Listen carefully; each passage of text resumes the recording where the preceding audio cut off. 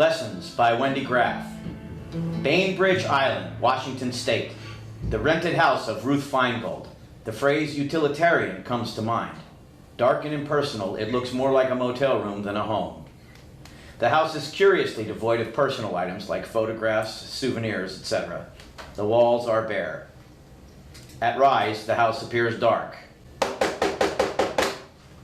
Hello? Ben Roseman here. We had an appointment at 10. I know I'm late, but I'm here. Outside. I've been knocking. Hey, Miss Feingold, are you there? Ruth Feingold rushes in, wearing nothing but a Barnard t-shirt and underwear. I'm here. Just give me a minute. She dashes back into the bedroom, and then she runs to open the door to Ben Roseman. Hey, Ben Roseman. I'm Ruth, come in. Didn't wake you, did I? What makes you think I'm awake? Good. Well, then I'm not too late. There was some kind of delay with the ferry. Listen, I could use a cup of coffee before we get started. Would you like one? Oh, no, thanks. You go ahead. Yeah, quite a trip, huh? Like crossing the English Channel or something. Yeah, I have lived in Seattle my whole life, but I've never been out here. Yeah, I was beginning to think I'd never find the place. You told me get off the ferry and take Winslow Way east until it intersects with Madison North. But all of a sudden, Madison North turned into Madison West. Sit down, please. And so I was like, okay, hold the phone. What's going on here? You just moved in? No. Oh. Well, yeah, you know, it's always those last few boxes. You know, I am overloaded too. Stuff everywhere. I can't seem to let go of anything ever since my wife died. You married? Divorced. Yeah, like I said, I'm a widower. A year in February. I'm sorry. Thanks. Yeah, it's been rough. Married 48 years. Maddie and I were high school sweethearts. You have any kids? No. Sure you don't want some coffee? Nah, I can't drink it anymore. One of the perks of getting older. One by one, they just cut out everything you love. The phone rings. You want to answer it? It's probably nothing important. Someone wanted me to change my long-distance carrier. After 2 rings, we hear Ruth's greeting, a beep, then a voice. Yeah, Mrs. Feingold, your rent check bounced again. Look, if there's a problem, let's work out a payment schedule. Hello? Yeah, I can't really get into this now. Please. You'll get it, okay? Today. I said you'll get it. She hangs up. You sure you don't want something? I have water, bottle, tap, I could boil up a pot. No, thanks. I don't suppose you get a lot like me, you know, I mean, at my age, It's never too late to learn. Well, this is what you do, huh? Teach Hebrew for a living? Well, actually, the bulk of my work is translating foreign documents.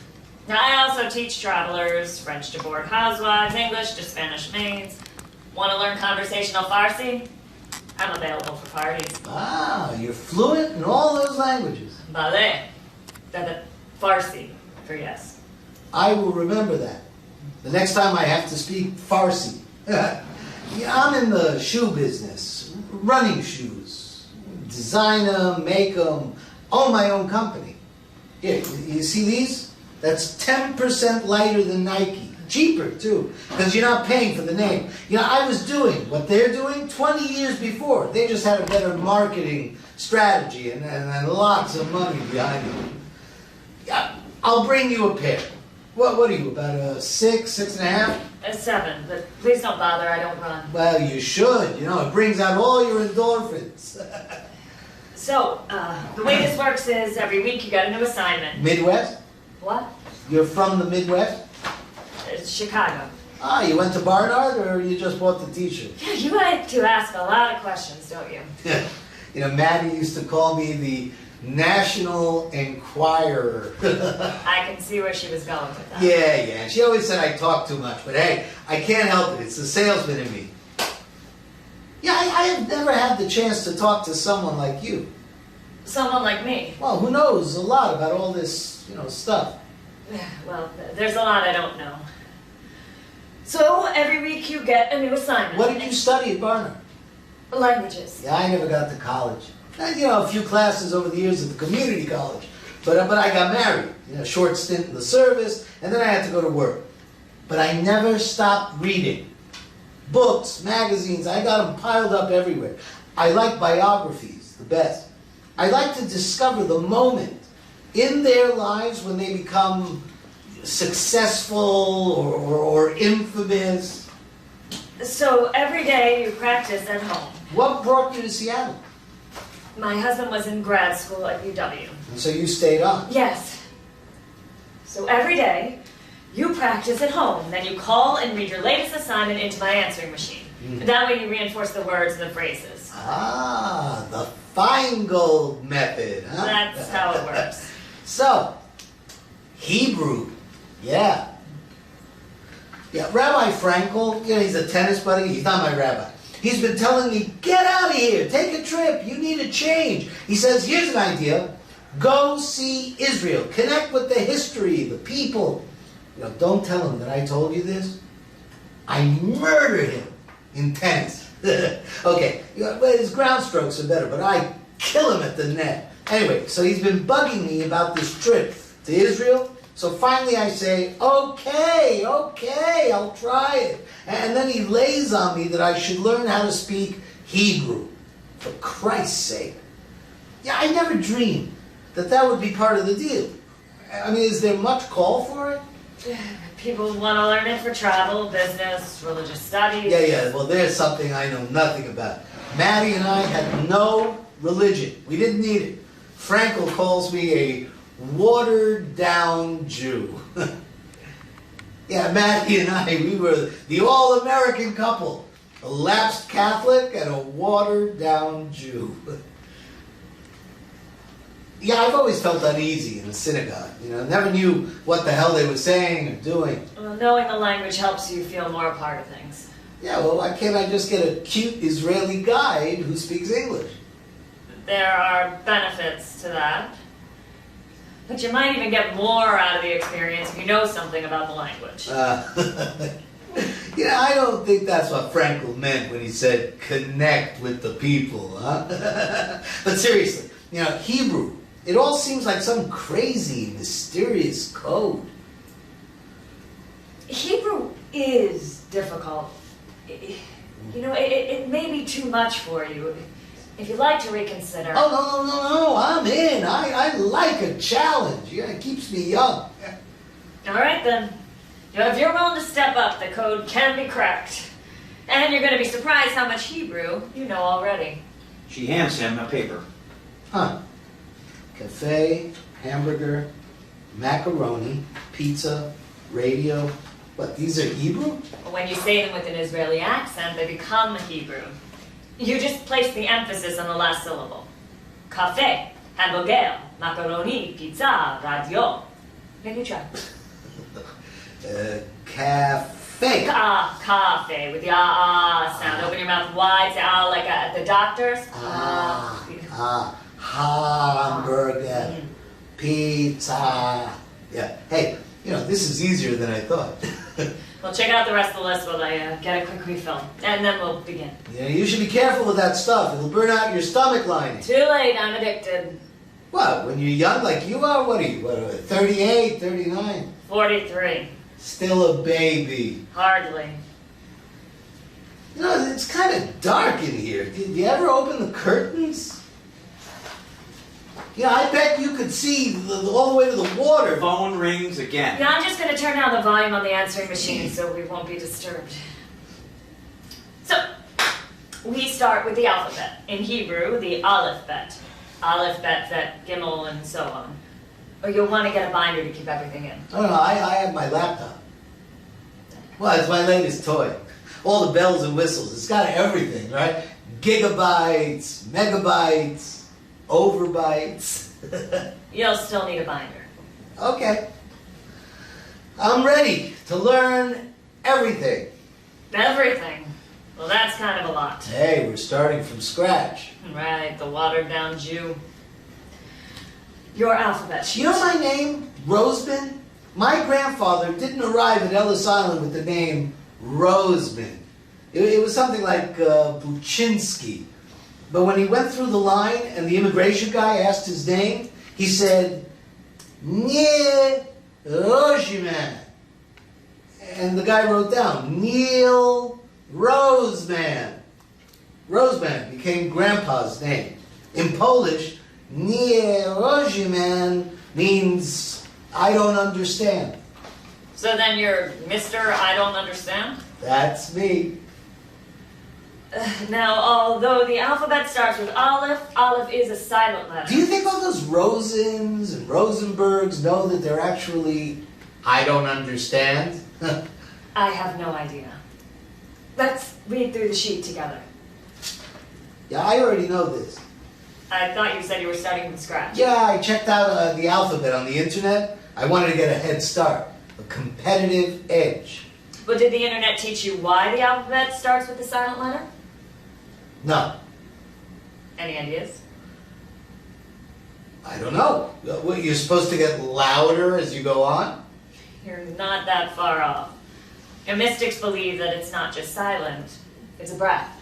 Creation started with a single breath, and so does the alphabet. And Aleph leads to Bet for Breshit, or in the beginning. Oh, like in the Bible. The first chapter of the Torah. Right, the Torah. And you'll discover it's all connected. Now, the best way to learn is by doing, so let's read through the alphabet together. All right. Aleph, Bet, Vet, Vet, Gimel. Now, why do I need the alphabet? I mean, you just said stress the last syllable. I was referring to English words that have become part of the Israeli vernacular. I mean, you need to know the alphabet to be able to speak and read Hebrew words. And you need to know Hebrew words because, coincidentally, they make up the bulk of the Hebrew language. Huh. So, Dalet. Dalet. Ah. Apparently the internet didn't address your pronunciation. Dalet. Is this the same Hebrew that's used in prayers and stuff? There's actually biblical Hebrew and modern Hebrew. Ah. It's a lot like modern English is to Shakespeare. The same language, but with some differences. It's mostly word order, pronunciation, but the alphabet is the same. So you learn it the same way for, say, like Hanukkah, or the one that comes at Easter, Passover. Or the holiday where you confess your sins? Atone for your sins, Yom Kippur. Ah. Yes, you learn it the same way. But we'll be focusing on useful questions. Now, who, what, where, why, how much does that cost, and conversational phrases like please, thank you, asking for directions, אתה מדבר אנגלית, do you speak English? Ah. What about a bar mitzvah? Yeah, it's the same. You know, Frankel mentioned a bar mitzvah, but I said, give me a break. At my age, I never had a bar mitzvah. I almost did, once. I will bet that you speak both the Hebrews. Yes. Yiddish, too? Abyssal. Huh. The alphabet. Yeah, how many times have you been to Israel? I mean, can you recommend some good restaurants? Let's continue. Hey. The name of the letter is hey, but the sound it makes is more like breathing out through your mouth.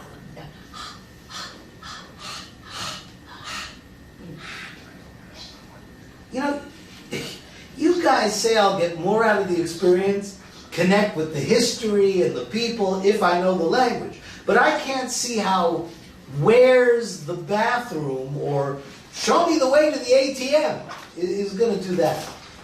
What if you run into a cute Israeli guide who doesn't speak English? You might want to ask, אפשר להזמין אותך לכוס קפה? Can I take you out for coffee? Oh, true. Vav, Zayin, Zayin. Yeah, I mean, what does it take anyway? What does what take? Bar mitzvah. 4 years of Hebrew school and turning 13. Well, I've already got my braces off, but I've heard of people doing it when they're older. Quite a challenge. Do you still get the party? Listen, why don't you discuss this with Steve Frankel? I mean, we're not making much progress here. We have a lot to get through. But do you have to go to Hebrew school? I mean, I don't like classes with other people. They don't move fast enough for me. You can have a private tutor. Ah, and you really have to do the whole thing in Hebrew? You know, I went to a bar mitzvah once. It was all in English. The rabbi was this young guy in tie-dye, playing the guitar. Now, you have to know Hebrew to read from the Torah. You have to read from the Torah to have a bar mitzvah. Yeah, well, I like the idea of a private tutor. And the best way to learn is by doing, right? It'll be a great project for you. I mean, very rewarding. Gives you a sense of something bigger than yourself. So. Het. Het. Or like clearing your throat. Het. Het. Het. Well, I'm already learning Hebrew. Okay, you sold me. I'll do it. Great. Let's continue. No, I'll continue with the Hebrew lessons, but scratch the trip. I'm going to have a bar mitzvah. You can be my tutor. What? You'll tutor me for the bar mitzvah. Oh, wait a minute. You can't be serious. Wait, you said you could have a private tutor. No. And you can't just have a bar mitzvah in the middle of the street. I mean, you have to have a rabbi, belong to a synagogue. I'll fix it with Frankel. I'll just have to let him win a couple of matches. No, nobody said anything to me about a bar mitzvah. Yeah, well, a trip kind of pales, doesn't it, compared to a bar mitzvah? I mean, you can take a trip any old time, but how many chances do you get to come of age? Listen, I agreed to teach you Hebrew. Nothing was said about a bar mitzvah. Nothing. Only Hebrew. Only the language. Yeah, I don't get it. What's the big deal? You want to have a bar mitzvah? Be my guest, but I am not going to do it. I mean, I don't tutor people for bar mitzvahs, and I don't perform them. Why not? You're a rabbi. He told you that? He said that you just don't practice right now. Anymore. Why is that? Look, Mr. Roseman, I can't help you. I mean, you want conversational Hebrew. Terrific. Otherwise, I am wasting my time and you're out of luck. I'm sorry you came all the way out here. Look, I'll tell you what. There are lots of bar mitzvah tutors. I'll give you their names. You can... No. They're all very good. They're in the city. I don't want another tutor. Why don't you do it? Oh, here's a name you can call. Frankel told me to call you. For Hebrew lessons. He said only the language. You said the basics were the same at first, so what does it matter? I don't tutor people for bar mitzvahs anymore. You know, he warned me that you would be like irascible, infuriating, and stubborn. Oh, did he? Yeah, but he said to hang in there, that you would be worth it. Try someone else first. No, I don't want someone else. I like you. You don't even know me. You know, you could do this at his synagogue. You can take an adult B'nai Mitzvah I class. told you, I don't like classes. They're not personal enough. This is the only way I can learn. Yes, but I have told you I can't do it. Look, I dragged all the way out here. And we've already gotten started. I've got Aleph, right? And I've got Bet. I know what they mean. Hell, yeah, I'm practically ready to give up bacon. What can I say to make you get it? You may be one of those people who's used to getting your way, but it won't work with me. All right. Okay. Then let's be practical. From the sound of that conversation before, I'm guessing you need the money. It is not what you think. All right, so you need the money, and I got the money. It must be what's meant by a good match, huh? He takes out his checkbook, writes a check, and hands it to her. This should cover it. Mr. Roseman, please. Ben. Call me Ben. That is way too much. Well, call it good faith. You don't understand what this means. I mean, you don't just decide to have a bar mitzvah on a whim. The mystery of the sacred rituals, the ancient wisdom of the Torah, this is all powerful stuff. It's an awesome expectation and a serious responsibility. And it's a lot of work. I was never afraid of You're work. studying, reading, learning. It takes time. Yeah, well, my boss is a pretty nice guy. My guess is he'll give me the time off. And what if it doesn't work out? It'll work out. No, I meant for me. I'll have to pay you back. I have no way of calculating It's that. your check. Cash it. I am not making any promises. Okay. We will see how it goes. You got yourself a deal. What the hell am I doing? She jams the check into her pocket and thrusts a book at him. Your bar mitzvah workbook. Each lesson is a story about Jewish history, traditions, or culture. Each features a new biblical Hebrew word. These words and stories are the stepping stones that lead to the prayers, blessings, and Torah readings you'll need to know to become a bar mitzvah. Now, after reading the story and learning the new word, you'll reinforce it with syllable practice. And so that you'll learn to speak as well as read, you call every day and read your latest assignment into my machine, connecting the dots. Turn to the first story. Yeah, when do we get to the bar mitzvah part? If you are going to work with me, we start at the beginning. Okay. Nothing but a bunch of ants crawling across the page. Use the alphabet sheet to sound out the title of the first story. With the first letter, it's called a shin. It makes a sh sound, a peaceful, quiet sound. Yes, that mark underneath it, it's the Hebrew vowel patach, the ah sound. So putting it together, the whole letter says Shah? yes. Be quiet in Yiddish. Now the next letter is a L. lamed. Oh. Yes, and the next one is vav, but the dot over it is the vowel, making it the O sound, like in go. Shalom. Shalom. Shalom. That's right. Shalom. I did it. Shalom. Look, Ma. I'm reading Hebrew. Shalom. Shalom. Shalom. It means hello, doesn't it? It also means goodbye. Yeah, I knew that. And peace, right? That's right. Shalom means peace. Ben rises and exits.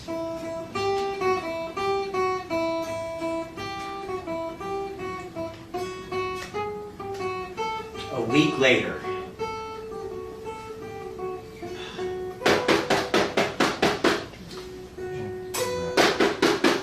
Shalom! It's me again. 10 o'clock, Tuesday morning, and I'm back. Say, did you know that in 1876 the mayor of Seattle was Jewish? Ruth awakens with a start, fumbles around, looks for the phone, then answers it. Yeah, I'm here. She realizes it's not the phone. Oh, shit. Yeah, just a minute. She scrambles to open the door. I come bearing gifts from the mainland. Have a bagel. Oh, and let's try on your running shoes. I brought along some sports socks in case you didn't have any. You know, I thought these looked like you. If you don't like them, I can get you something else. Better yet, why don't you come down to the warehouse and you can choose for yourself. Yeah, I told you, I don't run. I don't even walk. Best thing in the world for you. I've done it for years. Of course, I've had to bring it down to a fast walk because of my knee. I'm going to have to give in and have that ACL surgery. Jerry Margolis, hell of a doctor. He does only knees. Says I'll be skiing 2 weeks after. Come on, slip them on. I'm sure they'll fit. Doesn't the word no mean anything to you? What do you think? I am getting the ominous feeling it's not in your vocabulary. Coffee. Yep, I need coffee. And have a bagel. I just got them, so they're fresh. Yeah, I'm sure you can't get them like this, way out here. You probably don't even have any deli. We happen to have a couple way out here, and you can always get a bagel at Starbucks. Starbucks? You call those bagels? Go on, come on. There's real cream cheese in there, too. Thanks, I'm not hungry. What, are you on a diet? You're too skinny. Funny, you don't look like my mother. You know, everyone's so obsessed with being thin. I don't get all these girls who want to look like boys. You want to tie them down and force feed them. Give me some healthy curves. The overeaters of the world must love you. And I hate those on the side women. They want everything on the side. Dressing on the side. Sauce on the side. Sides on the side. Now, Maddie, she was never an on the side girl, and boy, could she Look, cook. Mr. Roseman. No, Ben. Not that this discourse on female eating habits isn't fascinating, but You know, we're only here to prepare for your bar mitzvah. All right, you get my messages this week? Aleph, Bet, Vet, Shalom, Shalom, Shalom. Yes. So, how'd I do? Good. I wasn't sure, but It was fine. you know, first time I made the call, I actually hung up to practice a little longer. I mean, you really thought it was okay? Yes. I mean, I don't actually listen to the tape. You don't? No. Then who am I talking to? Well, nobody. You mean I'm talking and nobody's listening? It's for your own practice. It's the point of the whole thing. Well, then why don't I just say it at home? Why make me talk like an idiot into a machine that nobody listens to? Because you don't tend to be as conscientious, just saying it to yourself. And this way you do it every day, like brushing your teeth. Look, that's the way I do it. That's the way it works best. All right. Okay. Personally, I think it's kind of crummy, but you're the expert. Anyway, I'm here to tell you that I did a hell of a job. So far, I'm an A student, and I already knew matzah and Hanukkah, and some other ones too. So I think I can handle more than just one story a week. What's the big rush? Well, I'm just looking forward to the presents and the new blue suit. Do you want to do this right? Yes. We'll stick with one page for now. It gets harder. She pours herself a cup of coffee and takes a swallow. Oh, that's better. Do you sleep this late every day? It takes me a while to fall asleep at night. Too much coffee. Gee, you think? Plus, you smoke. God, you are relentless. Look, seriously, no good comes from going down that path. Seriously, let's not discuss my smoking. Let me guess. You can't fall asleep, so you take something to help you, and then you can't wake up in the morning, so you drink a gallon of coffee to keep you up, and then it starts all over again. Something like that. Bad cycle. I've been there. You've got to break it. Plus, you're missing the whole day. What am I missing? Look, why don't you look at bracha, the next story in the workbook, while I wash my face. She exits. He notices the bagel slicer on the counter. He opens it up to put in the bagel and is surprised by a pack of cigarettes hidden inside. He opens his workbook as Ruth re-enters. I made you a bagel and cream cheese. Oh, and don't worry, I went light on the cream cheese. Okay, here are the rules. Okay, we are here to work, to learn Hebrew, and prepare you for your bar mitzvah, who knows why. We are not here to eat bagels, try on shoes, discuss my eating habits, try to rehabilitate me, or quiz me about my personal life. The lessons last an hour. You will come well prepared and ready to work. Now, if that is agreeable to you, we will proceed. No problem. Good. In Hebrew, the word Baruch means blessed. The ruch is more in the throat, like...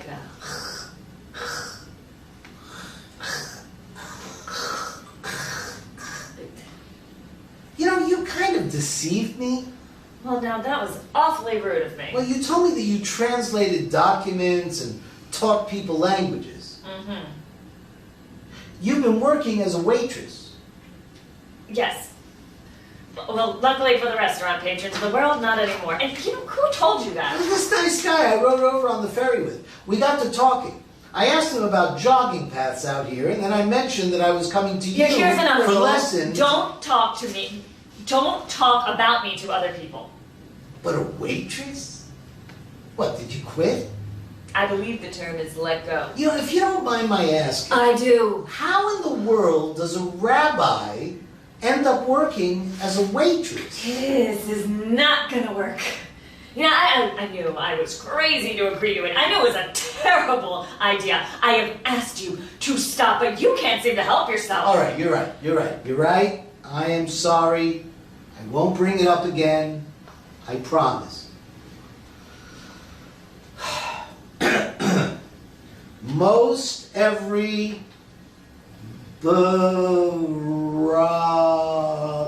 bracha. Bracha means blessing. Right. Most every bracha begins with the word Baruch. Which you'll remember means blessed. So, we begin with the bracha over the wine. Ah, I remember. I remember my grandfather saying something before he'd take a drink. I thought it was Polish or Yiddish. I never knew exactly what he was talking about. He didn't speak much English. He always had this hidden bottle. And when no one was around, he'd pour himself a glass, pour me a little too, and he'd mumble something. I mean, what is this blessing? Say it to me. Baruch atah Adonai Eloheinu melech haolam borei peri hagafen.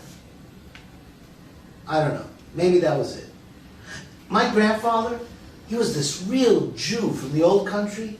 Long coat, black hat, the whole deal. He sold fruits and vegetables off a cart. He was a funny old guy. But I loved him. You had an Orthodox grandfather? Yeah, he went to services twice a day. He wrapped himself up in all these crazy straps and boxes each morning. And he wore some strange thing that was sticking out from his shirt. Yeah, he lived with us. And they left me alone with him a lot, especially after my father went to war. And my mother to work. So sometimes he'd drag me along to the shul with him.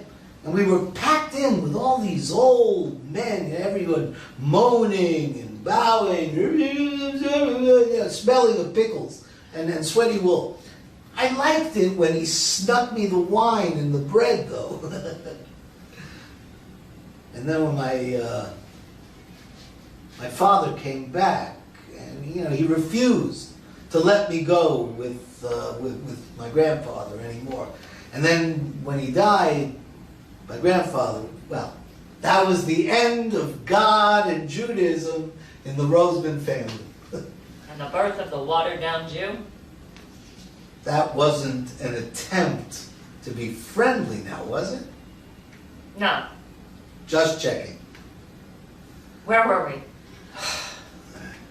Every bracha starts with the phrase Baruch atah Adonai. Yes, most blessings in Hebrew, brachot, start with that phrase, except for the Torah blessings which begin Baruchu et Adonai. Now why do you think it's Baruchu instead of Baruch?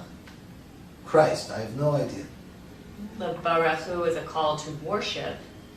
Oh, so you use Barehu when you're calling people to read the Torah. Right? Damn! How did I do that? My father would turn over if he knew that I was taking bar mitzvah lessons. He wouldn't even fill in the religion box on the hospital form, so no rabbi would come and visit him. Only once would he ever set foot in a synagogue, and that was to say some prayer for my grandpa when he died. Kaddish. Yeah, maybe. Who knows? Anyway, he made sure that everyone knew he was only doing it out of respect. It's funny. I knew we were Jewish. I mean, they didn't deny it, but that was it. We're Americans, my mother would say. I mean, yeah, we lit a couple of candles at Hanukkah, and we always had this big Christmas tree.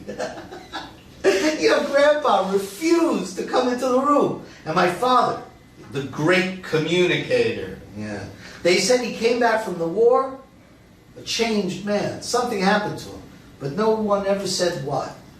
Now, I don't really remember him before he went away to war. I was too little. But I remember him after.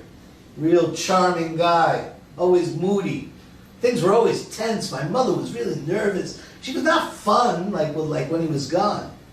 I mean, you were always waiting for the explosion, boom! And you were never disappointed. So when you say the blessings over the wine, the bread, and so on, you are personally acknowledging a grateful relationship to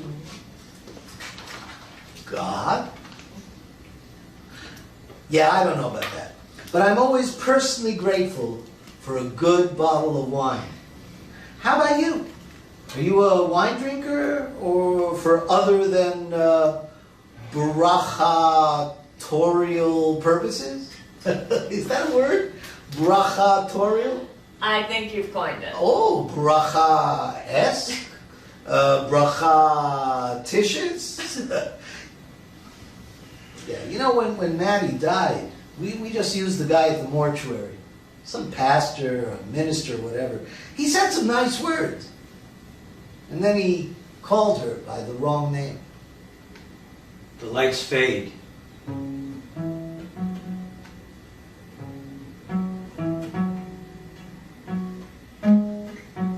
Some weeks later, Ben and Ruth are seated at the table working. Special blessings, Shema blessings, calling up blessings, sitting down blessings. Jesus, I'm completely lost. Where are we anyway? We've covered the alphabet, the special blessings, the Shema and its blessings. The standing blessings. The standing prayers, or Amidah. You're in the process of learning all these. And now we come to the Torah. Finally. The Torah blessings. So, the Torah, the first 5 books of the Bible. Did you try on the shoes yet? No. How are we going to go running if you don't try on the shoes? We're not. The word Torah means a guide, an instruction, a way of life. I didn't know that. The lessons in the Torah can teach you the path to a moral life, but the search, that's up to you. Huh. The Torah reading is divided into sections or portions. Okay, these shoes have been sitting here for weeks now. Right? You can't do this with running shoes. You wait too long, they become obsolete, and then you're going to complain to me that you need the newer model, you know, with the wireless card or the Bluetooth connection. I promise I won't. Please, stay on point. Only if you try on the shoes. You know, I Googled jogging paths on Bainbridge Island for you. So try them on. Now. Enough with the shoes. And you're not running anywhere with that knee. Try them. Only if there's no more digressions. She picks up the shoes and starts to put them on. Now, the traditional Torah blessings are different from the Reconstructionist versions, which are in your workbook, but I will give you all What, the... a Reconstructionist? What's that? A branch of Judaism.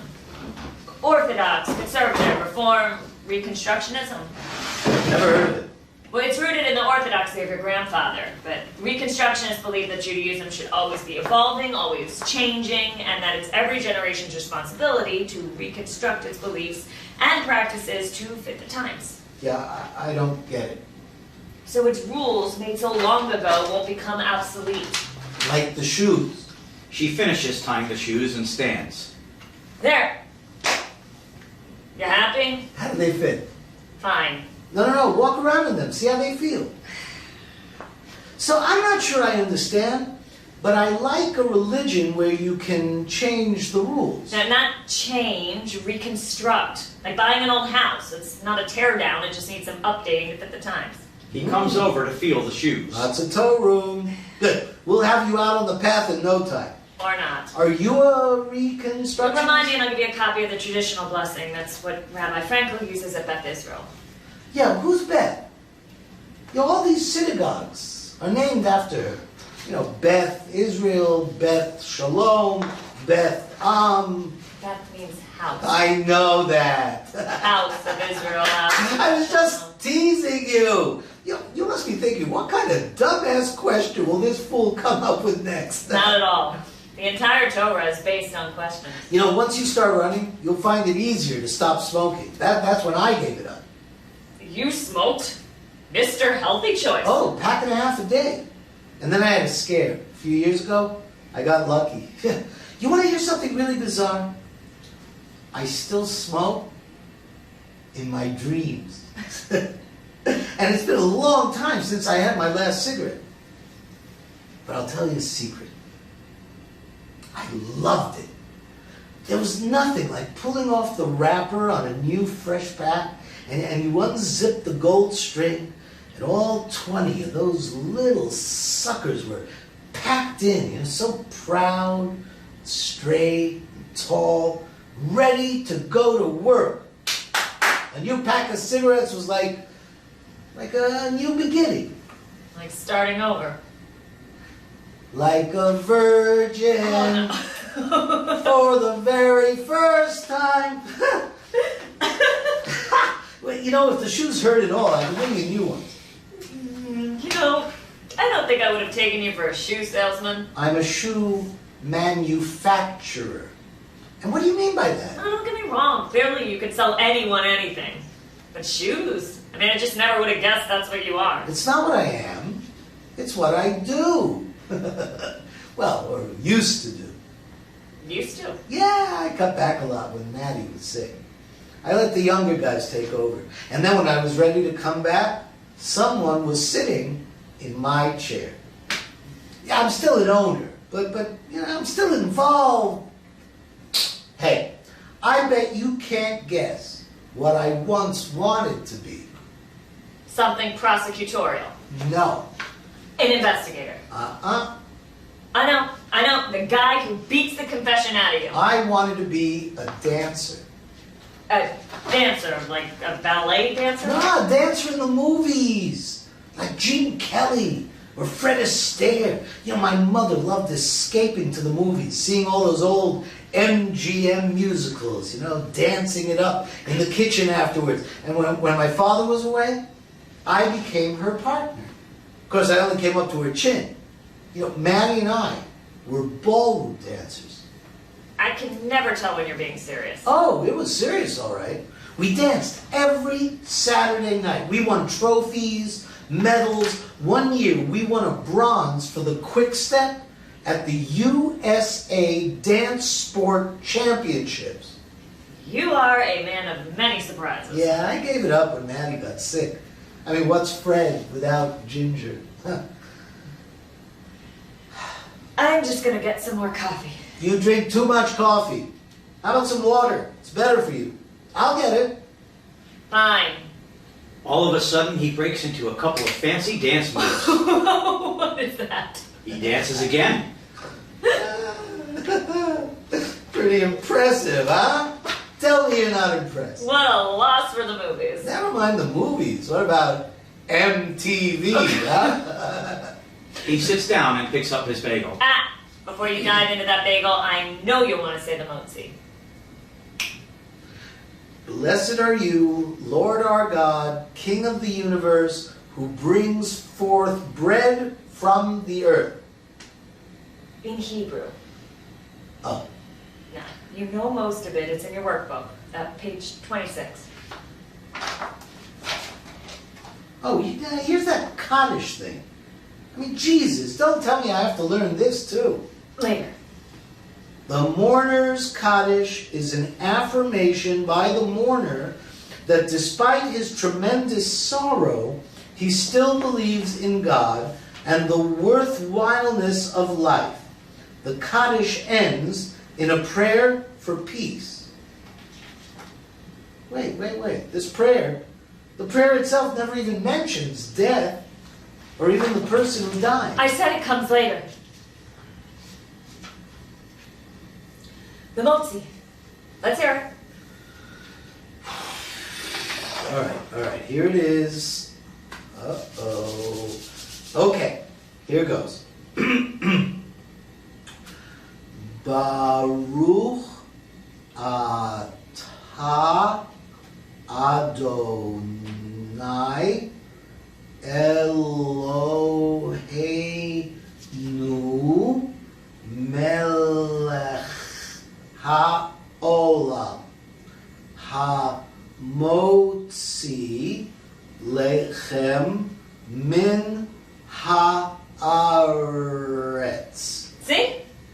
You did it. I am kicking ass here! You know, but that's because you're such a good teacher. And I don't usually like teachers. Why do I think that has something to do with authority issues? Ooh, very funny. You know, my last tennis teacher, Brad, boy, did he suck. I'm wanting to learn tennis. And all he wanted to talk about was fantasy baseball. I mean, you probably don't even know what that is. I've heard of it. Well, you have to know a lot about baseball, which I do, to be able to choose the right players. You know, Brad spent the whole time picking my brain on who to draft, who to trade. He just used me for my baseball expertise. Who do you have as your utility man? Ooh. Bill Hall, Milwaukee. Lucky. He is having a great season, even though he hurt his ankle.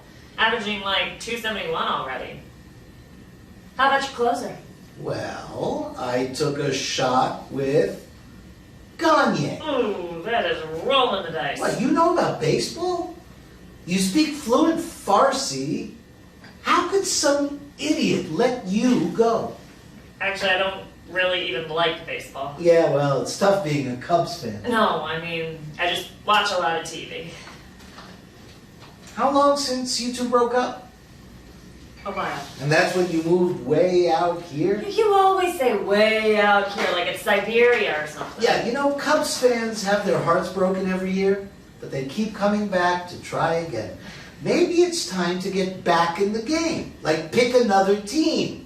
Follow the Mariners. Baseball season's over. Huh? Let's get back to the lesson. The bar or bat mitzvah reads from the Torah at their service. When am I getting my Torah thing? Torah portion? Yeah, how do I decide which one I get? You don't. You normally get the one that falls around the time of your 13th birthday, but since that's come and gone, well, we'll see where in the Torah we are after you master the prayers and the blessings. Where in the Torah we are. Right. What does that mean? A different portion of the Torah is read each week.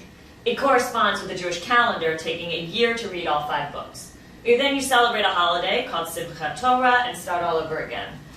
The Torah is read at Shabbat. Come on, you're up. Okay. The Torah instructs us to remember the Sabbath and keep it holy. Shabbat is a gift of sacred time to replenish our spirits and celebrate life after a long week. Well, that's an interesting concept. I can't remember ever being able to take a whole day off. I started my own business. I had to be there, do everything.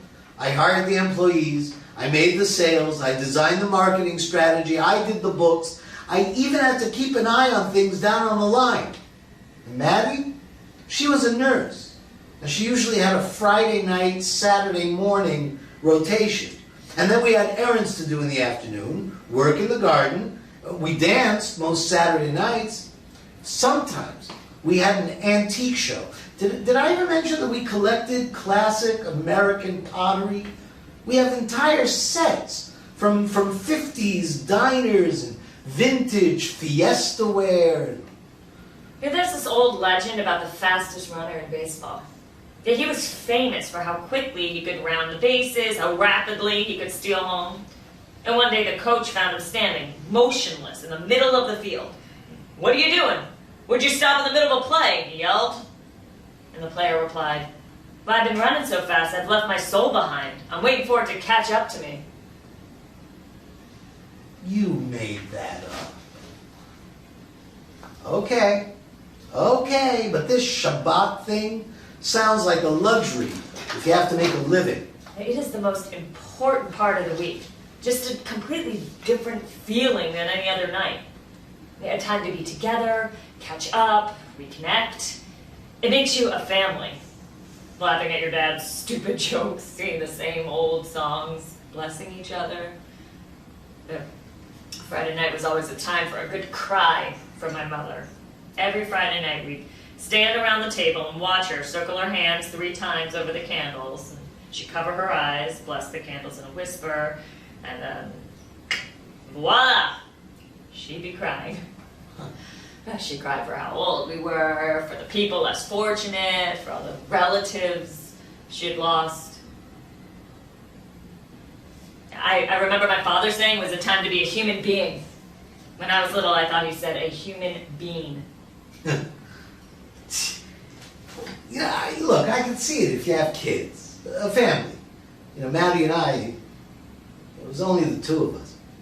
Yeah, well, many singles, couples without children, people whose children are grown, sometimes they join a Shabbos Haburah, a social group. Yeah, I thought you said it was just for family. A Haburah can become like an adopted family. But it's important to have a day of rest, a time to study and think. You should try making Shabbos. See what happens. I wouldn't even know where to start. Start with a Shabbat dinner. Yeah, but where? And with who? It would have to be a real one. With the blessings and the challah and the whole deal. Well, invite some of your friends. None of them are Jewish. They don't have to be. Nah. Their idea of a Jewish dinner would be ordering in Chinese and watching a double feature of Fiddler on the Roof and Schindler's List. Well, you could go to the synagogue. They take you through the whole thing. Nah, that would be like a class. And you don't like classes. I know. Why don't we do it at my house? You and me. Oh. I'll cook. You can be in charge of the rituals. How about Friday night? I don't think I can. If you have plans, we'll do it the following week. Sorry, I don't think so. Well, you said I should. Because you've never been to one. And I need you to show me what to do. Look, teach me the jokes and the songs. Consider it part of the course. An extra lesson. I'll pay you overtime. I'll even throw in the ferry ticket. That's not what I meant. You haven't been holding out on me, have you? You're not an agoraphobic. You do return to the mainland now and then. Yes, but I get it. You think that I must be a lousy cook. Listen, I may not have range, but I've got depth. I have been teaching myself since Maddie died. And there's always takeout. Actually, I am afraid you'll call the food police to arrest me for wanting my dressing on the side. You're a pretty good dancer, too. What do you mean? Never kid a kidder. You've been trying to get around things by making jokes, huh? Talk to me. Why don't you want to come? I just can't. Well, what do you do instead? You're going to spend the night just sitting here, drinking coffee and trying to get to sleep? Gee, you say that like it's a bad thing. Look. I'll make you a deal. Another deal. Come to dinner. I'll be ready to say all the prayers at their appropriate times by tomorrow night. And I will do them impeccably. Trust me. Okay. I'll tell you what I'm going to do. I am going to actually read the Hebrew and not the transliteration. And tell me what they mean too? Oh, Jesus, Ruth. Have a little faith. Ben exits.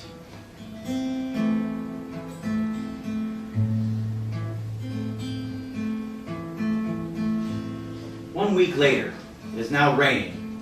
Ruth takes a cigarette out of the pack, lights it on a burner on the stove, and drags deeply. She quickly stubs out the cigarette and goes to the door. I thought maybe you weren't coming. The ferry was late. The rain.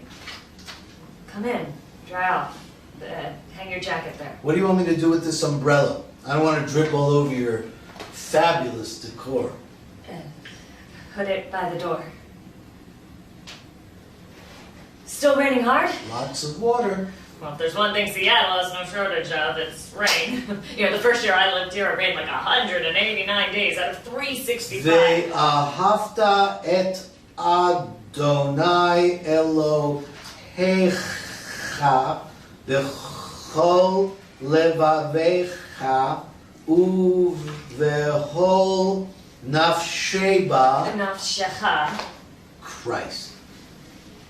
If you let some light in here once in a while, I might be able to see the goddamn page. Uvechol me'odecha vehayu hadevarim ha'ele asher anochi. Good. You're making progress on that one. Hey, would you like a water? No. Leftover bagel. I don't know what any of this stuff means. With the Via Hafta. I gave you the English, it's in your notebook. Why am I saying it? Why is it important? You say it after the Shabbat. All these blessings and prayers and songs of praise, they're all just words. If you look at your sheet. I can read the damn words now, but they don't mean anything to me. I knew this was going to happen. What? That I want more than a bunch of words on a page? What happened to the watered-down Jew doing this for a lark? Just tell me what the Vea Hafta means. Tell me why it's important. You know what? I am through here. Tell me! I want to know. Tell me why the goddamn Vea Hafta is important. The Vea Hafta expresses the idea that it's not enough to believe God exists. One must demonstrate the belief. What, is that what it thoughts means to and be a actions. Jew? It commands you to love God with all your heart. Why? Is that going to give me and all your something? might. Make me And feel never better? forget, speak these words continuously. Yeah, to who? Ruth? And teach them Who do to I your have children, to speak them to? your No children. And speak of them in your home. Yeah, that's right. My home. Damn it, Ruth. I apologized. Sorry, can't make it. On my answering machine, an hour before dinner is hardly an apology. In my dictionary, sorry means an apology. How could you have done that? How could you not show up like that? Something came up last minute. Oh, bullshit. Suit yourself. And there I sat, with 2 challahs, 8 lamb chops, candles, mashed potatoes. I want to know what the hell is going on. I don't owe you any explanation. Yeah, I think you do. I invited you for dinner. You were insistent. I didn't want to go. Then why did you accept? It's me, isn't it? I mean, you just don't like me. No, please. It wasn't personal. Why didn't you come? Because I couldn't. Okay? I just couldn't. Why won't you leave it at that? I'm a shit, okay? A terrible person. Think whatever you like. I don't care. Look, if something's wrong, you've become more to me than just my teacher. I really care I about don't you. want you to care about me. Why do you keep pushing me all the time? Pushing your bagels, pushing your jogging, pushing your goddamn shoes. You don't even work there anymore. Why won't you just leave me alone? I don't understand. You're Mr. I don't understand.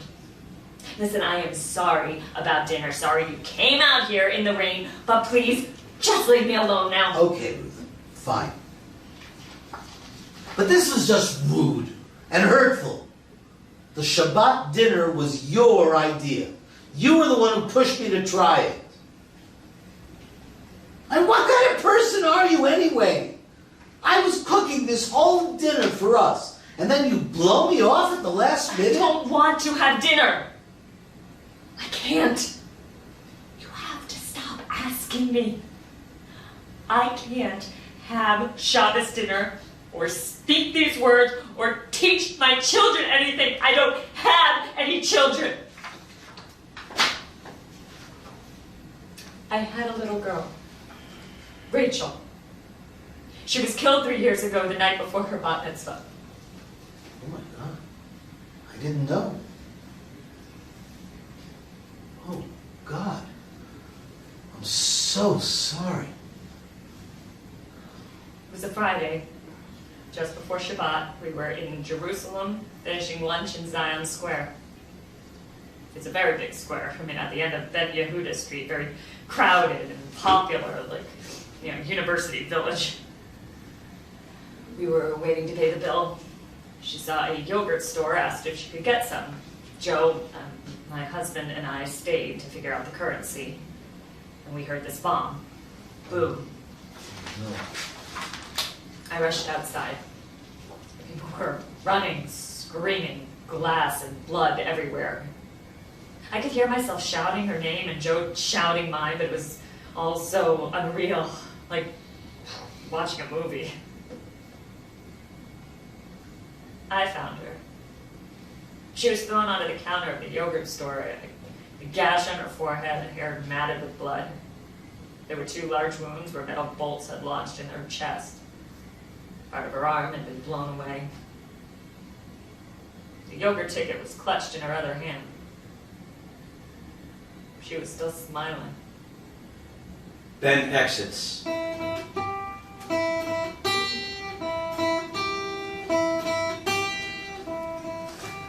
A week has gone by.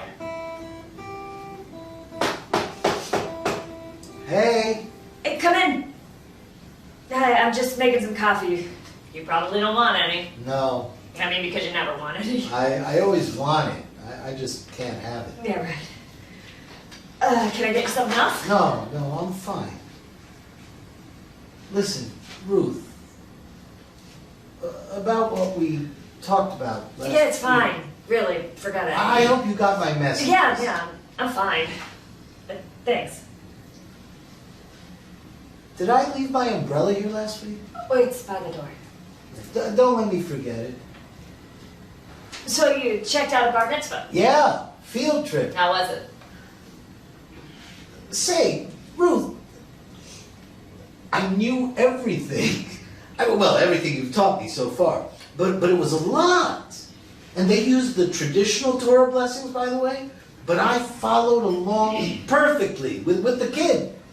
I could even tell when he was making a mistake. Did he make a lot of them? Yeah, he was kind of a dum-dum. But the point is, I could tell. I knew. Mazel tov. You are learning something. Oh, you should have seen me. I was singing along. I davened. I kvelled. At least I think I kvelled. What actually is kvelling? I mean, I was like really a Jew. Yeah, I'm sure people thought I was one of those grizzled, Alta cockers, right? Hanging around the shul for years, minus the smell of sweat and pickles. And before the service, I kind of stuck my nose into this Torah study thing. Did you know that in Judaism, you have a fundamental right to argue with God? Well, of course you knew that. But you gotta love a religion where God is willing to negotiate.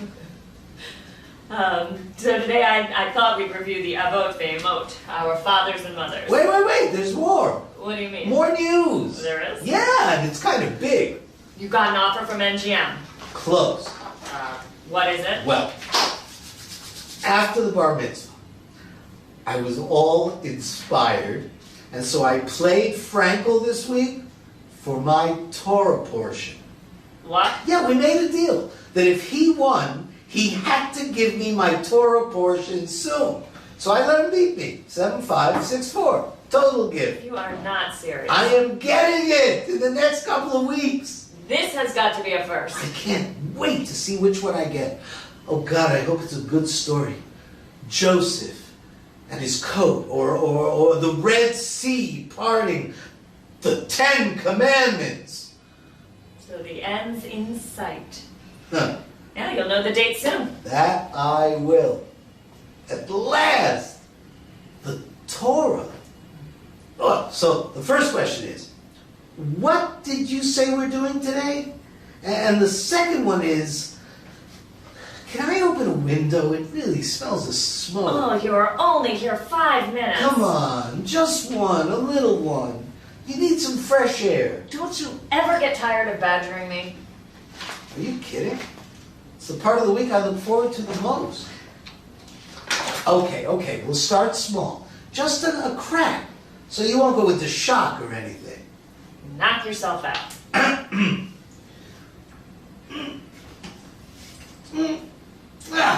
It won't open. Maybe it's not meant to be open. Christ, it won't budge. Where's the knife? Or a screwdriver? Do you have a screwdriver? It's in the kitchen. Want to give me a hint? Drawer on the right. Am I looking at it and I just don't see it? Other right. Boy, you really don't want me to do this, do you? The island drawer. He discovers a long stashed away snapshot. You know, if you're going to get your Torah portion, we better tackle the rest of the service. She sees he's holding the snapshot. Put it away. She looks like you. I said put it away. She was beautiful.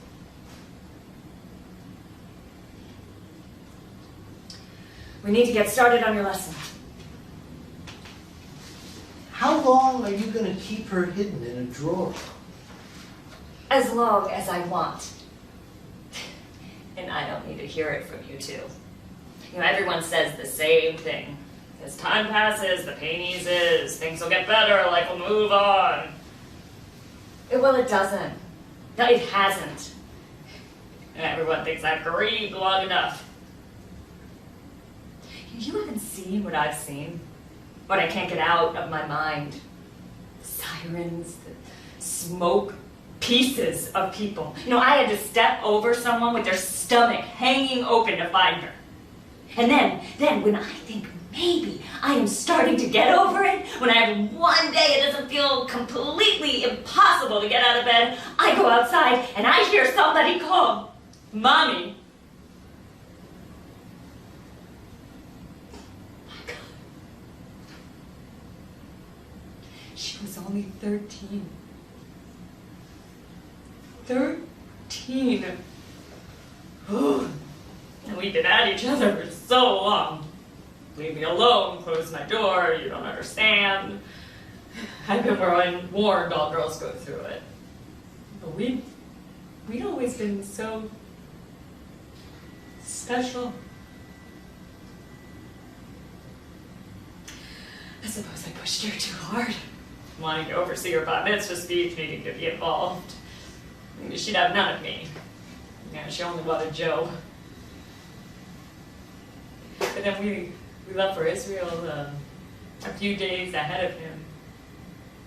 When we spent time seeing the sights, shopping for a dress, a special talit and kippah.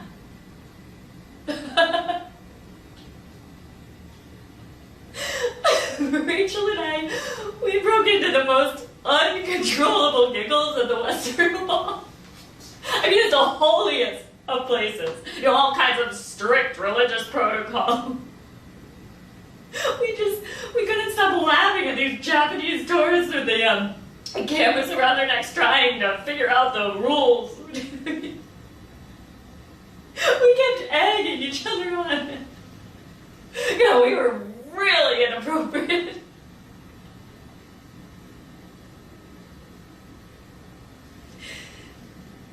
So nothing gets better. It just gets worse. 3 years later, and it is worse than the day it happened. You think it was your fault? Of course it was my fault. I was her mother. I was supposed to protect her. I was the one who said, let her go get yogurt. Joe said we were in a hurry, but I said, what's the big deal? Just let her go. I even told her to bring me back a cherry vanilla swirl. And who do you think the bright idea to visit Israel in the first place? Joe said it was a bad time, but I insisted. And I said no, it was her bat mitzvah, something we had planned for practically since the day she was born. So if it hadn't been for me, if I never had believed in any of this, she'd still be alive. It was me, I put her there. Is that what your husband thought? He blamed me. I could see it in his eyes every day. I couldn't look at him anymore, seeing his face, knowing what I'd done. And he had such a need to talk about it all the time, you know, go over it and over it. Then he was angry at me for not wanting to talk about it. And I was angry at him for making her still exist. And he was angry at me for acting as though she never existed. It was just too painful. All we had left together was pain. You know, there was this one day at the hospital, near the end. Natty had been in and out of consciousness. She couldn't speak anymore. She just clutched my hand, wouldn't let me go. I'd been at her bedside for hours, and she finally drifted off into a kind of a sleep. And I thought if I didn't go outside and get some air, clear my head a little, I'd go crazy. So I took a walk and I wandered around, and I saw this little room that said chapel. It wasn't very big, just a couple of benches and an altar, the cross, a statue of Jesus, Catholic hospital. Ruth, I got down on my knees and I begged God to release her. I prayed for it over and over. What kind of man prays for his wife to die? She was sick. She was in pain. You didn't want her to suffer. Then why didn't I pray for her to live? Why didn't I pray for her to get better? Ben gets up, goes back to the kitchen, and picks up the screwdriver. He jabs at the windowsill a few times, and then is finally able to pry it open. He opens the window and looks back at her. There. Oh, you can smell the water. She comes up to the window to see for herself. Lights fade.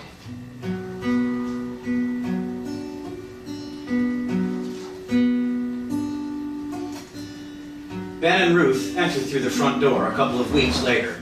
She is wearing the running shoes. It totally sucks. It's the worst portion in the whole Torah. How am I supposed to write a speech about swellings, discolorations, eruptions, and white patches? Scaly affections. Leviticus 13 through 15. The lepers. Cleansing rituals for leprosy. It's like a bad joke. Today, I am a man. I can identify leprosy. You, boils. You, bumps and scabies. You, scaly affections. I admit it's always been one of the least popular bar mitzvah portions. No shit. If hair in the affected patch has turned white, and if it is a white discoloration on the skin of the body, pure poetry, the priest shall pronounce him impure. As for the person with the leprous affection, he shall call out, unclean, unclean, and he shall dwell apart. His dwelling shall be outside the camp. That does it. I'm going to change to another portion. Now, it's not meant to be taken literally. I mean, it's really about tshuva, which means return or repentance. But the cleansing rituals are symbolic, spiritual cleansing. Seriously, there is a lot to be found in this portion. So much you could use in your speech. Like what? The lesions? If the lesions become enlarged, it is likely that a blight or fungus has penetrated. Ah! They are symbolic. A sin is like a lesion. I don't see anything here except it's disgusting. The sages considered leprosy to be a punishment for sins, like slander and gossip. I mean, they saw gossip as a highly contagious infection. The same is true of a person who has done any misdeed and becomes isolated in some way. Metaphorically, you're a leper. Okay. So it's a metaphor. Yeah, well, it's sure as hell not Moses leading the children of Israel into the promised land. You want Moses? I'll give you Moses. You know, it just so happens he got leprosy once too, on his hand. You find out why. And the one with the worst case was his sister, Miriam, who got it after she sinned by gossiping about him. But so all the Jews had leprosy. So what? What's the point of all this? What the hell does this have to do with a bar mitzvah? With anything? That's it. You've got it. You got the point of the whole thing. And by asking these questions, challenging everything, you're doing exactly what this is all about. Struggling to find personal meaning in the words of the Torah and then sharing that meaning with the community. I mean, your Torah portion speech is the most important moment of the whole bar mitzvah. It's the moment when you hear the words of the Torah, wrestle with those words, wrestle with your own life to bring your own new Torah to the world. That is how you become a full-fledged member of the people Yisrael. And you know what that word means? You're going to tell me. God wrestler. It comes in the night of terror and transformation when Jacob wrestled with the angel and was renamed Yisrael. God wrestler. And your encounter will be like Jacob's, feeling like an earthquake, shaking you loose from all your old assumptions and beliefs. And your response, which is your speech, your Devar Torah, signifies you now have the ability to do what Jewish men and women have done for centuries. Teach your own Torah. And just think how much more insight, how much more experience and maturity you have to bring to this than a 13-year-old does. Well, there's a positive spin if I've ever heard one. But how am I supposed to do something as dramatic as all that with a lousy portion about lepers? Let's see. What can we learn from the lepers? Yeah, right. It is a great portion. There are so many interpretations, so many ways you can go. Name one. Okay. For example, take the phrase, michutz lamachane, living outside the camp. That phrase alone is filled with possibilities to base a speech on. I mean, it can mean figuratively, psychologically, emotionally. I mean, anything or anyone outside the flow of everyday society, either by choice committing a sin or by circumstance. I mean, come on, tell me. What causes an individual to be isolated from the community? Well, crime or illness. Darryl Strawberry, suspended for substance abuse. Pete Rose, barred from baseball for gambling. Leo DeRocher, also being accused of gambling, and the Dodgers letting him go the following year. Yeah, I'm showing my maturity with that one, huh? Anyone who has been left outside life. And what about the leper, the Metzorah, who had to sit outside the camp and reflect on the causes of his condition or misconduct? I mean, sometimes the only way to understand and solve a problem is to get some distance from it, isn't it? Well, yeah, I suppose. Yeah, and you could talk about how healing only comes about through being sent out of the camp. I mean, how the leper must step outside of himself, do spiritual tshuva. Now, he's done something wrong and he's sorry. Only then can he find his redemption and say the right words and let him return to the camp. And look at his life differently. Now you're getting it.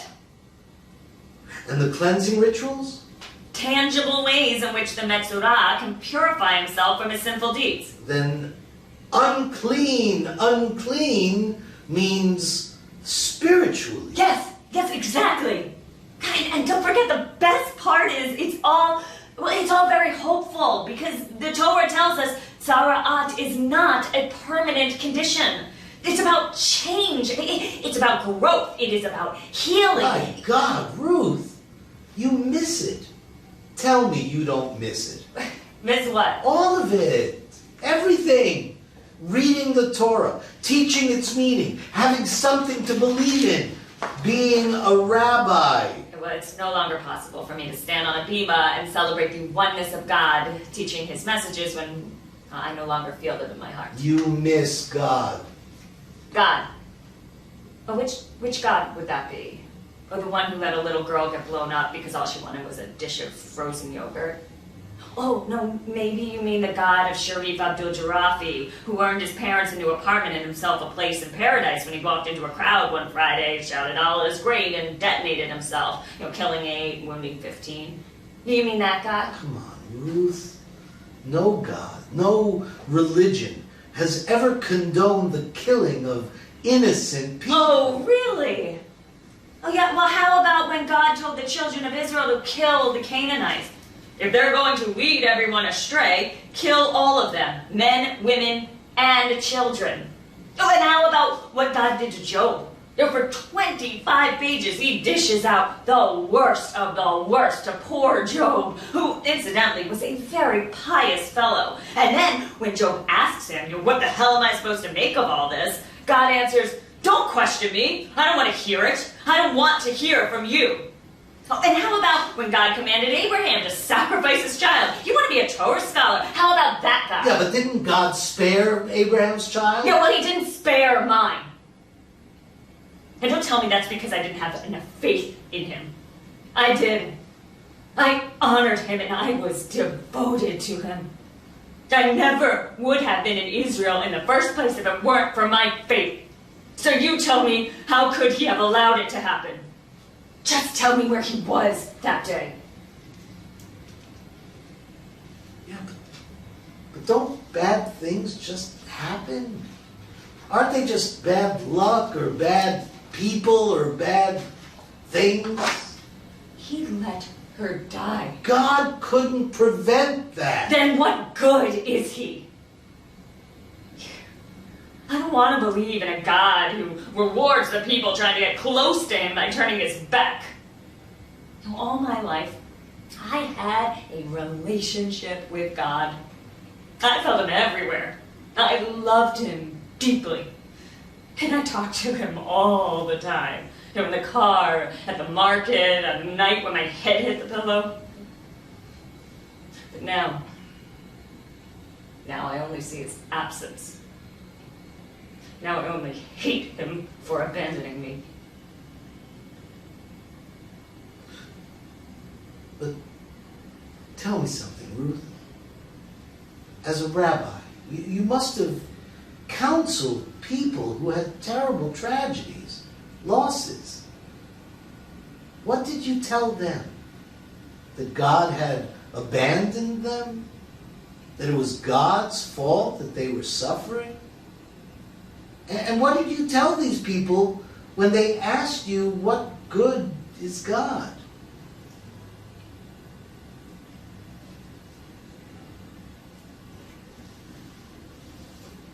I still have 20 minutes left. Can't we just stop for today? I paid for an hour. I can't do this anymore. Just as there is a Jewish way of life, there's a Jewish way of death, conceived so brilliantly by the sages of old.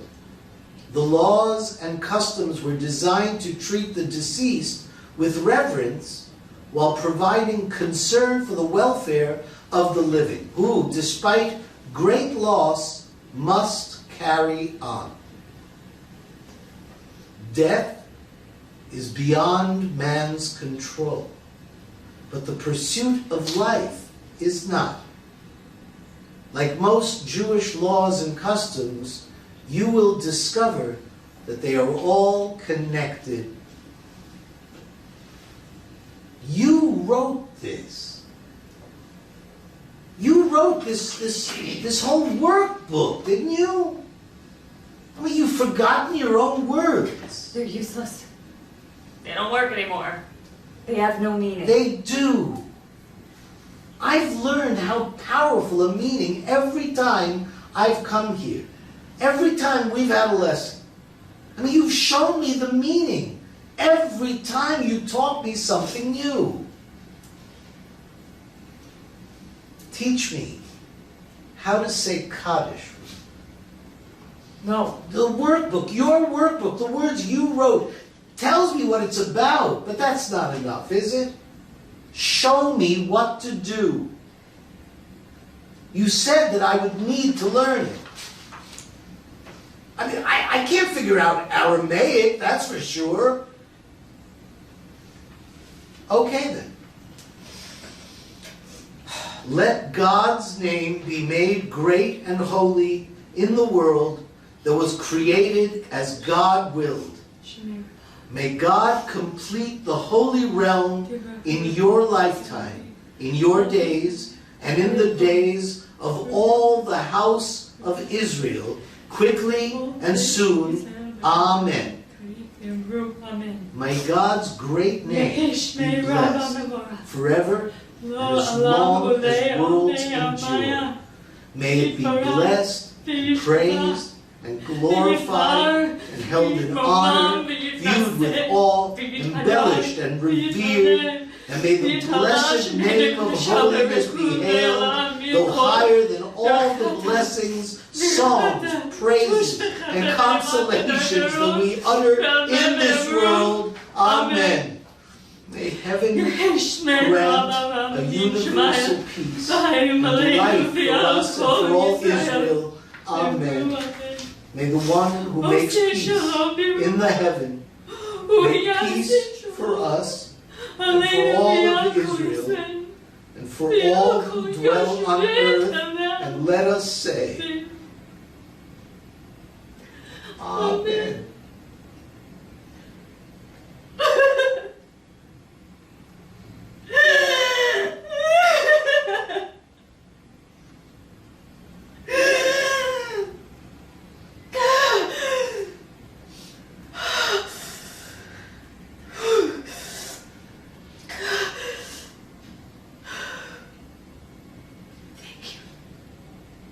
No. Thank you. For Maddie. Lights fade.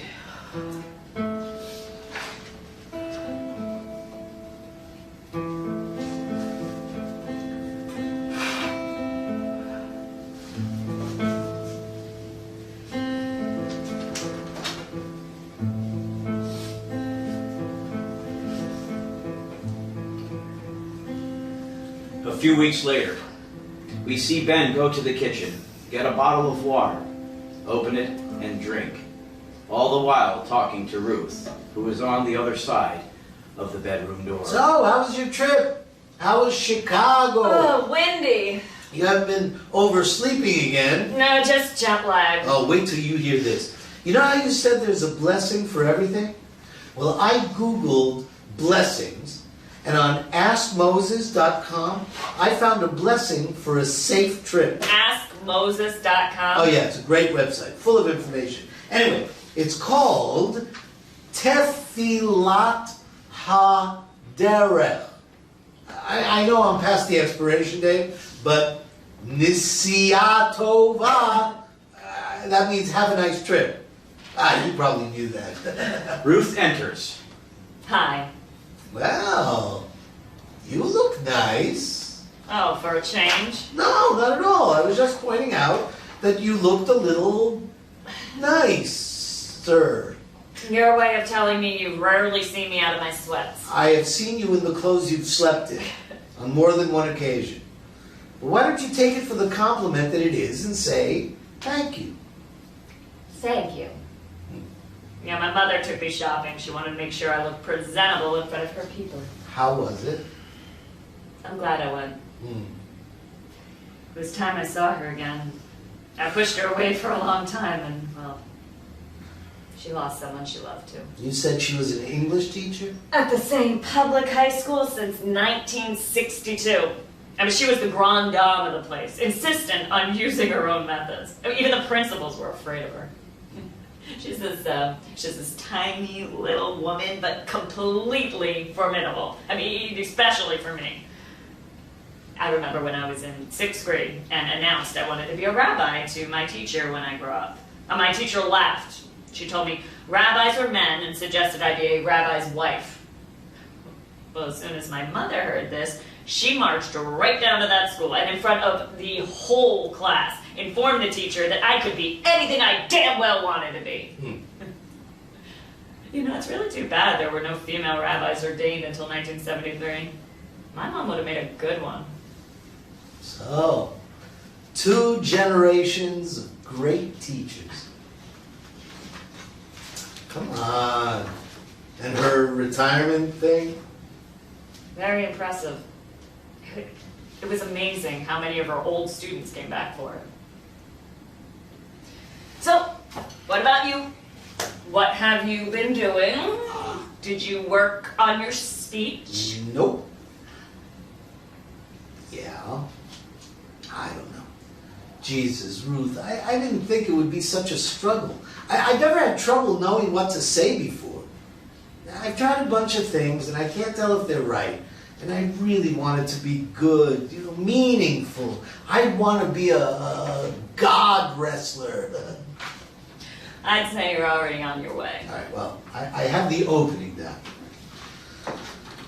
Okay, I would like to open by saying, this week's Torah portion is one of the most unpopular in the whole Torah.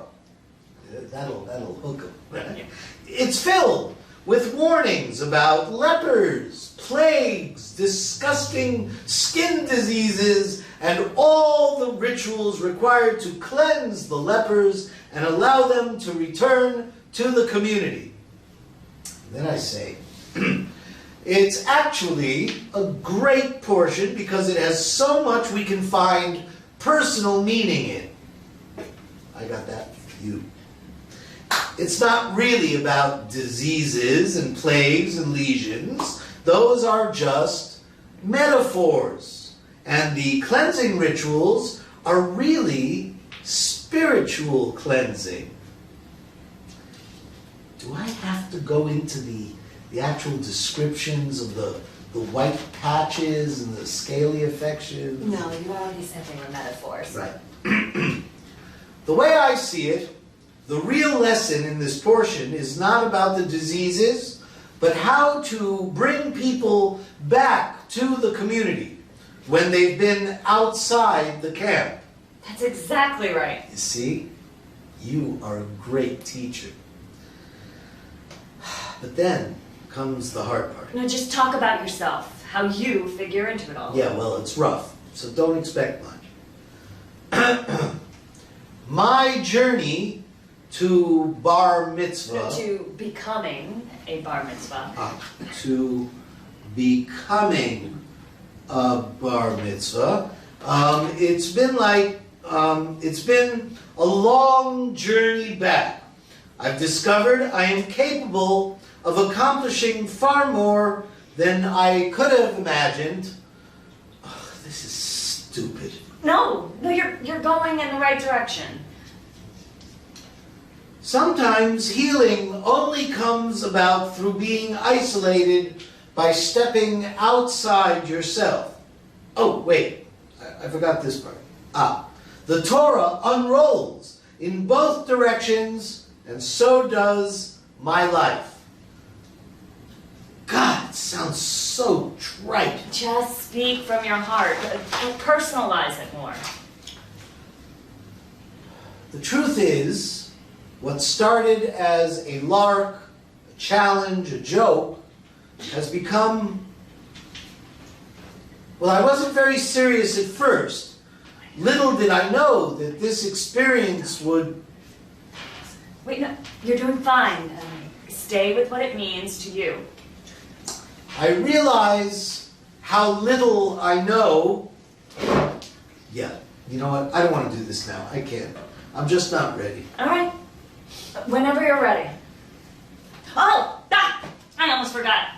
I bought you a present. A present? For me? What is it? Ooh, souvenir of Chicago? Did you get Cesar Istouris to autograph a baseball for me? Istouris was traded to Pittsburgh. Istouris has Istouris. She hands him the bag. It's a prayer shawl. A talit. I was going to save it until your bar mitzvah, but I couldn't wait. Hang on. Wait, what are you doing? No, open the workbook and read to me about the talit. Ruth searches through the carton. Lahit atef means to wrap yourself up in the talit. Before we begin the bar mitzvah service, we say the bracha for putting on the talit. Keep reading. The bracha for the tefillah blesses Adonai, who has commanded us to perform the mitzvah of lehit atef. She unwraps a tissue paper parcel and takes out another talit. It was Rachel's, purchased but never used for her bat mitzvah. Get yours. I'm going to show you all about it. Okay, so you hold the talit like this and spread it open with a Torah. That's the neck piece, basically. Then we say the bracha. Baruch atah Adonai Eloheinu melech haolam asher kiddushanu v'mitzvotav v'tzivanu lehitatef ba tzitzit. Perfect. Then now you kiss each end of the neck piece. And you wrap the talit around you. Well, look at you. You look great. Just like a grizzled altacocker. It's like being wrapped up in prayer. And this is how it will be at my bar mitzvah? Exactly. That's the first thing that happens.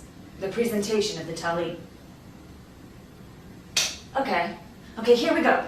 She drags over an end table. What are you doing? Well, you're up on the bima before the whole congregation, just like Jews have done for generations and generations. Wait, stand on this. She runs and gets a step stool. Okay, let's go.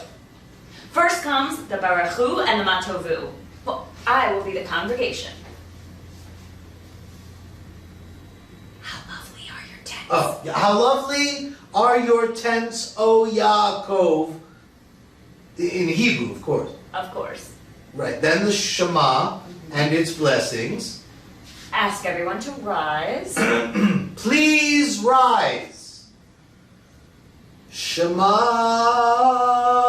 Yisrael Adonai Eloheinu Adonai Echad. Good, then Mi Kamocha, Avot, and Geburot, and then She hurries over to the kitchen cupboard and opens the doors. ta-da! We open the ark. What are you waiting for? Get over here and carry the Torah. She grabs a spare roll of paper towels and throws a dish towel over it. The Torah. Hold it up while we march around the sanctuary. Lacha Adonai Hagedula. Be sure to stop so people can touch the Torah with their prayer books. V'hagabora, v'hatiferet, v'hanetzach. All the old ladies will want to kabel over the bar mitzvah boy. Mazel tov, Bubalem. Such a handsome boy cheek. Ay, what a man she is. Okay, you return to the bima. We lift and undress the Torah and lay it carefully on the bima. And then the cantor will call you up. Ya Amod la Torah ben Yamin ben... what's your father's and mother's names? Jake and Mary. Mary? Benjamin, Ben Yaakov, Mary. And we unroll the scroll. You see all the beautiful letters. He kisses the bottom of his talit and touches the Torah. And then I read from the Torah. Yes, your finger can be the Torah pointer. Do you remember the name of it? The Yid. The Yad. Ah, yeah. The Yid's who's doing the reading. Okay. Okay, here it goes.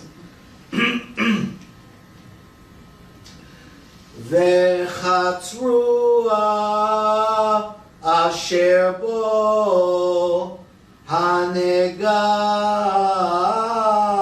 begodov yihu ferumim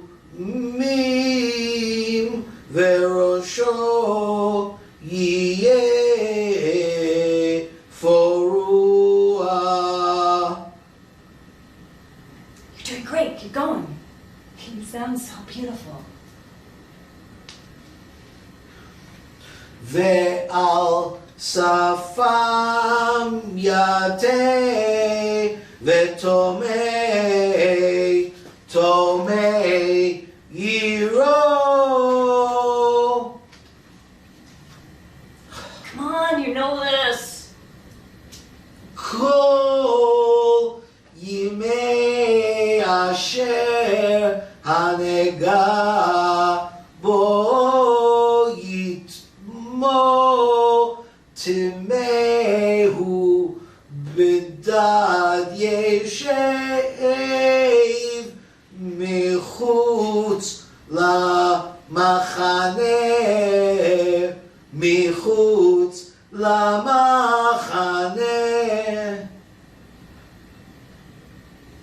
Ben? I'm not ready. I don't know the right words. You'll be ready. I promise you. No.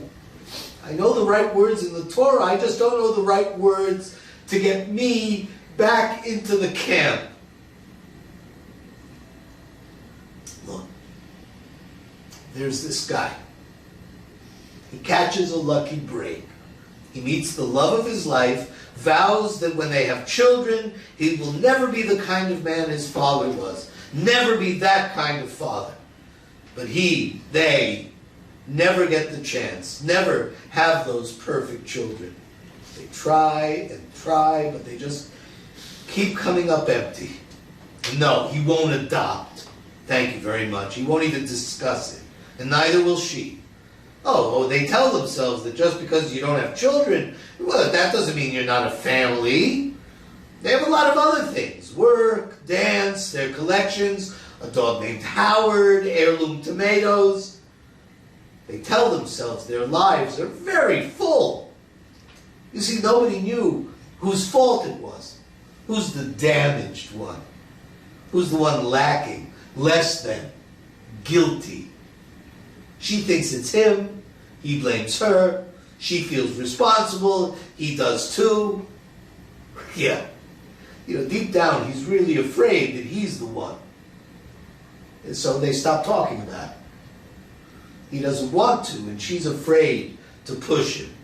And they think they can rub it out, bury it, pretend it doesn't exist. But it's always there. Every day. Always with them.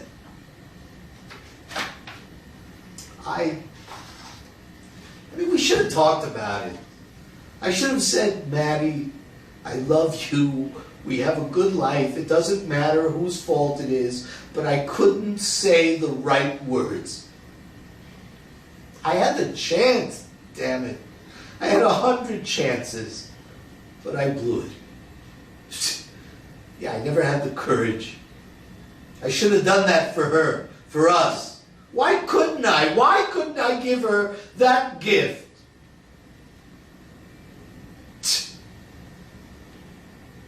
And then it was too late. I let her die, still feeling like she wasn't enough, still worried that I held it against her. That's my lesion, the disease upon me.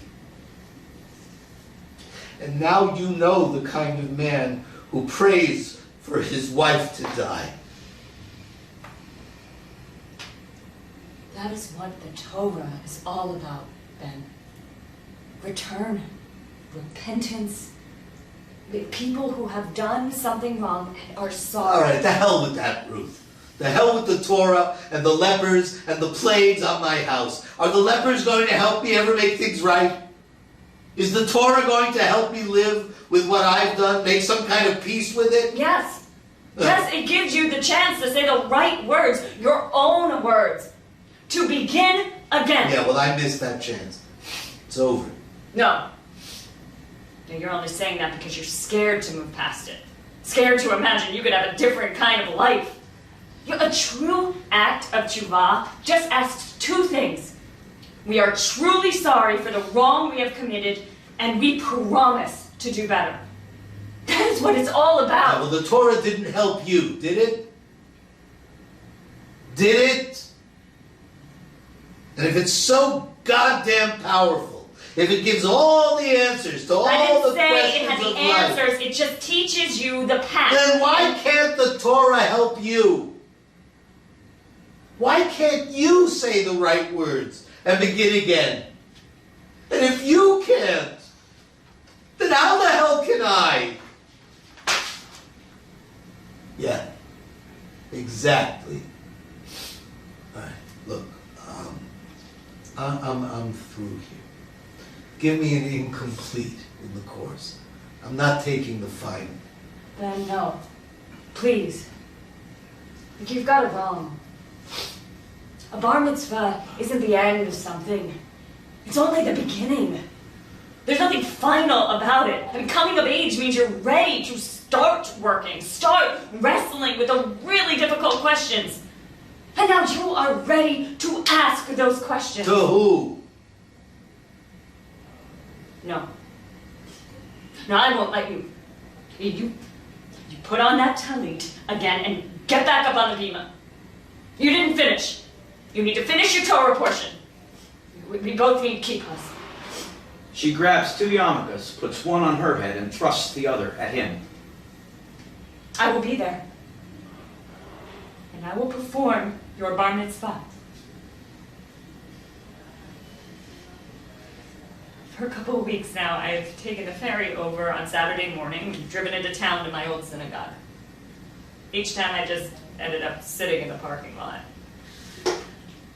I couldn't go in. I wanted to. I just couldn't. Last week a bar mitzvah was going on, and through the window I could see a family. They were passing the Torah down. Grandparents to parents to the bar mitzvah boy. It's called the Dor Vador, from generation to generation. And I sat in my car thinking of Rachel. I'll never be able to pass the Torah down. But I was wrong. I can pass the Torah down to you.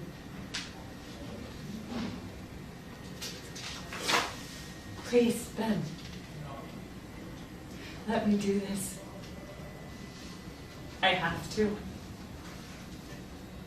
Won't it be considered a bit unorthodox? It's a reconstruction.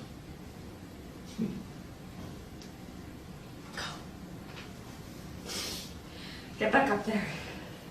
You need to finish. No. You need to finish your Torah portion. No.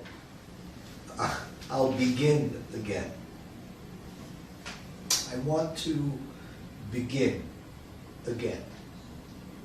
This time with confidence, he picks up the talit bag, zips it open, takes out the talit, and shakes it out. He spreads it open with the neck piece facing him and quickly recites the blessing. Then he kisses each end of the neck piece and wraps the talit around him and looks at her. So, from the beginning? From the beginning. She picks up the Torah and passes it to him. Adonai hagedula v'hagabora v'hatiferet v'hanetzach ve'avo. She leads him again in the march around the sanctuary. He follows behind her, joyfully holding up the Torah. As they circle the room again together, the lights slowly fade. The end. Ladies and gentlemen, the cast of Lessons. We have Paul Holmes on stage directions, Avi Hoffman as Ben, and Julie Kleiner as Ruth. We'd also like to make a special acknowledgement to the Betsy Hotel featuring the art of Ray Tenorio.